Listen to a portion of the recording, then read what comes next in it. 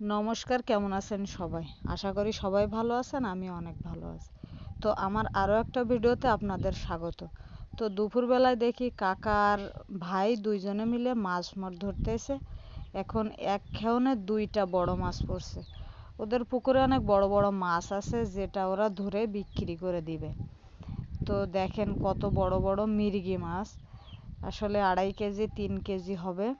এই যে এক খেওনে 2টা পড়ছে, অনেক বড় মাছ। তো ভাবলাম আপনাদের সাথে একটু শেয়ার করি, যেহেতু সব কিছুই তো শেয়ার করি, তো এটাও একটু শেয়ার করি। তো দেখেন কত বড় বড় মাছ হয়েছে কাকাদের পুকুরে।